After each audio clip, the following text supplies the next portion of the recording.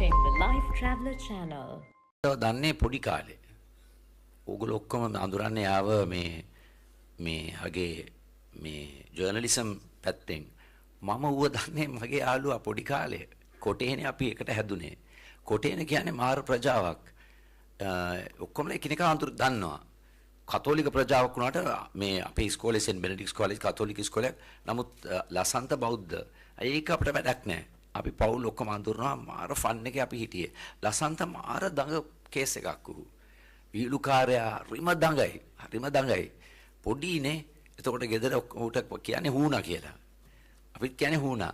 අපි කියන්නේ. ඉතින් මිනිහා මාර ලෙෆ්ට් ආම් බෝලර්, ස්පින් බෝලර්. එක මැච් එකේ විකට්ස් 8ක් ගත්තා.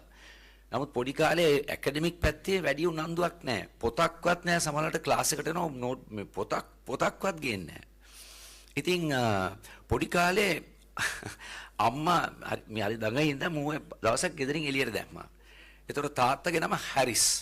හරිසුත් දේශපාලනය කළා. එයා මේ MMC මුනිසිපල් කවුන්සිල් එකේ ඩෙපියුටි මේයර් වෙලත් හිටියා.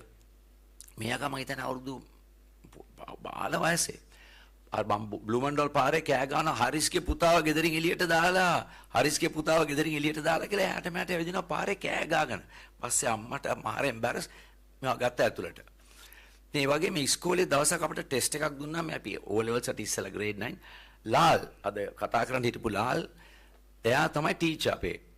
ඉතින් මේ විභාගේ ලියලා පස්සේ ලාල් විභාග පේපර්ස් ඔක්කොම එකතු කරලා හරි උත්තරේ බෝඩ් එකේ ලිව්වා. මෙහෙමයි හරි උත්තරේ. එයා ගෙදරින් ගෙනල්ලා පේපර්ස් තියලා තිබ්බා රැට චෙක් කරන්න. ලසන්ත කරපැඩි උගේ පේපර් එක ගත්තා එළියට. ඇයි දැන් උත්තරේ දන්නවනේ. මූ ආයෙමත් ඒක හරි උත්තරේ ලියලා දැම්මා. හැබැයි යාගේ යාළුවෙක් හිටියා අන්වර් අලි කියලා. ඌගේ පේපර් එකත් මෙයා ලියලා ඒ දෙක දාලා මිනිහා නිදා ගන්න ගියා. ලාල් පේපර්ස් කරෙක්ට් කරනකොට බලනවා ඔක්කොමලගේ උත්තර වැරදි. මේ ලසන්තයි අන්වර් අලි උන්දනික විතරයි හරි. පස්සේ මිනිහා මම කරපු වැඩේ මිනිහා දන්නා දැන් ඔක කිව්වොත් දැන් මිනිස්සු හිතන අයියා මල්ලිට පේපර් එක දීලා කියලා. මිනිහා විභාගය කැන්සල් කරා. ඉතින් ඒ වගේ කේස් එකක්. එංගලන්තෙට ගිහලා ආවම තමයි එයාගේ දේශපාලන පැත්ත පොඩ හැදුනේ. ටිකක් කාලයක් ගියාට පස්සේ ආපු දවසක් අපි අර කානිවල් එකට ගිහලා නෑ අර ආනන්දන් කියලා අර ගෝල්ෆ් ෆේස් එකේ ලෝක වාර්තාවක් තියෙනවා මේ මොකද්ද මේ ගෝල්ෆ් ෆේස් එකේ කේස් එකක්. 15ද 16ද දේ දවසක. මිනිහා එනකොට JR ගේ අර මේ ප්‍රෙසිඩන්ට්ස් හවුස් එක පව් කරගෙන කාර් එක අපි 10 දෙනෙක් විතර පොඩි කාර් එකක් පටවගෙන යනවා අපේ යාළුවා.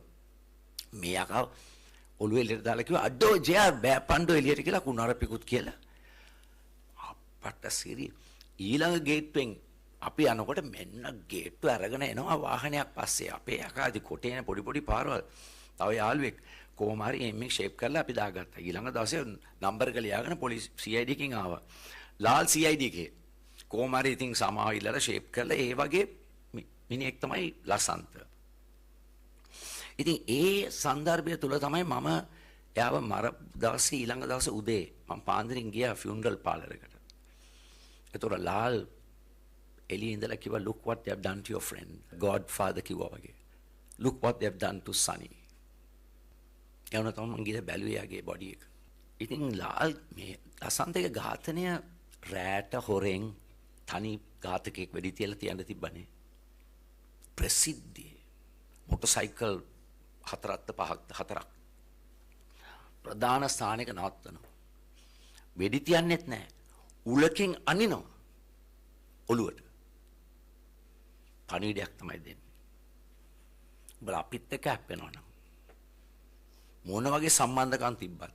මොකද ලසන්තගේ අනිත් අවසාන කෝල් එක යකාටද ගන්න try කරන්නේ මහින්දට.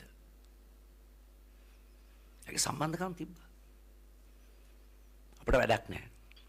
ඌ මරනවා ප්‍රසිද්ධිය මරන්නේ ක්‍රූර විදියටයි ඌ මරන්නේ. පණිවිඩයක්.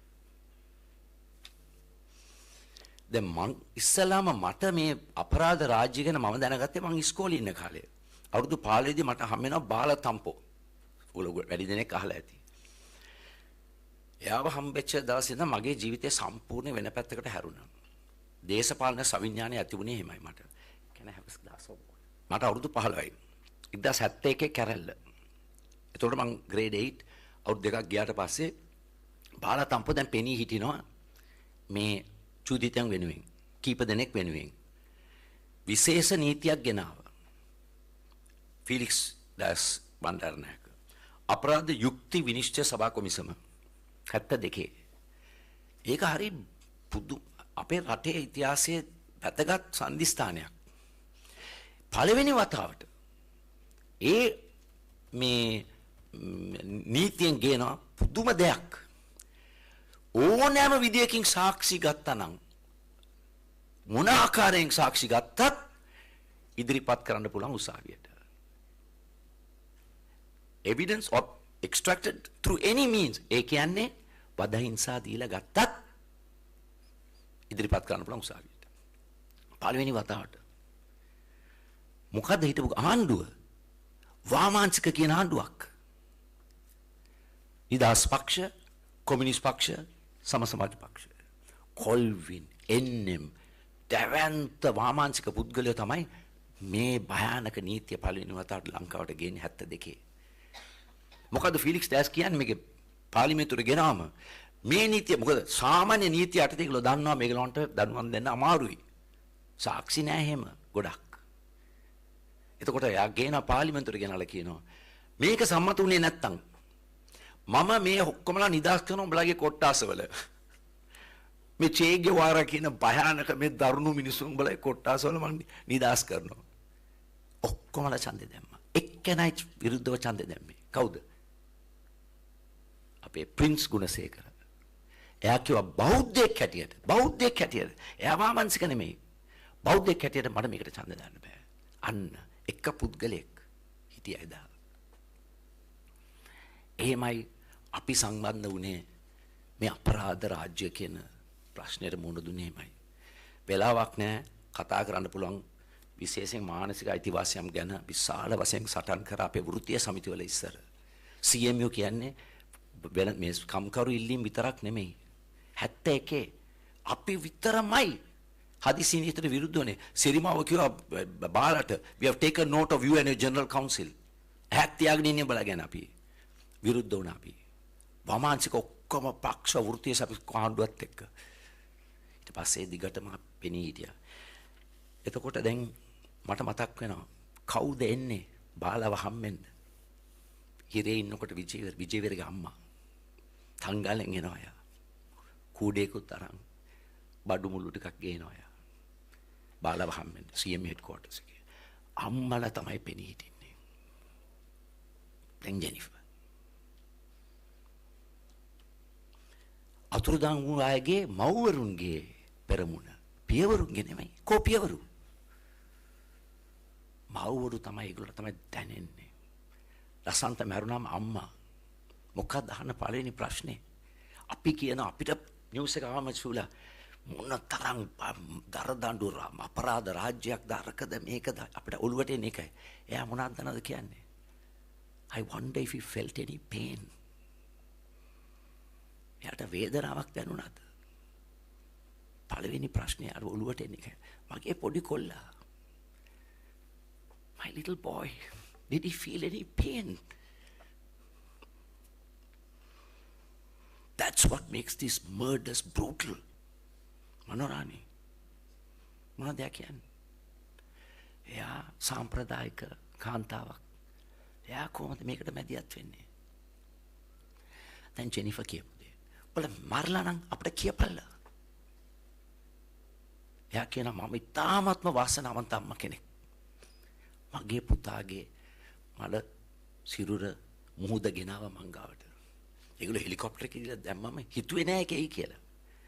අතනම් මැජිස්ට්‍රේට් ගිහලා අඳුරගත්තා රිචඩ් කියලා. නැත්තම් උතන පුච්චනවා. වැල්ලේ. එයා කිව්වා කලුව වෙල ගෙන යන මං එනවා පිටිපස්සෙන්. එයාට හම්බුණා මල සිරුරම් බලන්න. පුතා මැරිලා. වාසනාවන්ත අම්මා කෙනෙක්. ඇයි? මට final I can bury him. So it's the mothers who feel this. ඉතින් ලසන්තට බියක් දැනුන්නේ නැද්ද? නැත්නම් හිතුවද මගේ සම්බන්ධකම් නිසා මට මොකුත් කරන්න නැති වෙයි කියලා. අපි දන්නේ නැහැ ඒකේ උත්තරේ. අපි දන්නේ එකම දෙයයි. එදා බ්‍රහස්පතින්දා දවසක්. බ්‍රහස්පතින්දා කියන්නේ යාගේ කන්තෝරේ බිසිම දවස අර රේන් යාගේ පොතේ ලියලා තියෙනවා. අයි එදා තමයි යා අතින් ලියන්නේ යාගේ ඉන්සයිඩ් පොලිටික්ස් කියන කතුරා කියන්නේ එඩිටෝරියල් කියන්නේ අතින් ලියන්නේ ටයිප් කරන්නේ අතින් ලියනවා. ඉතින් මිනිහා වැඩට යන්න ඕනේ. දැන් මුන් මොටර් සයිකල් එනවා. එයාට ගෙදලා හැංගිලා ඉන්න තිබ්බා. නමුත් එයා කියන අත වැඩ තියෙනවා මට. එදා එන්නේ ඔක්කොමලා එන්නේ එඩිටර්ස්ලා එනවා ෆයිනල් පේපර් ලේඅවුට්. එයා ජර්නලිස්ට් කෙනෙක්. I have to go to work. I have to show up. Yeah, no. So what is fear? Courage තමයි අපිට හිතන්න තියෙන්නේ. Fear and courage. Courage කියන්නේ ධෛර්යය නේද?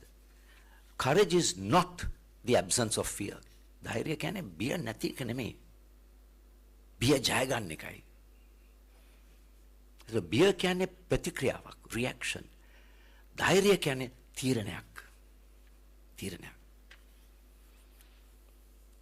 අවසාන වශයෙන් මට ලාල්ගේ වචනේ ආයිමත් මතක් වෙනවා. Look what they have done to your friend. ඉතින් මේ වෙලාවේදී මට ඒක වෙන විදිහට මතක් වෙනවා. Look what your friend did. එයා පුදුම උරුමයක් ඉතුරු කරලා ගියේ.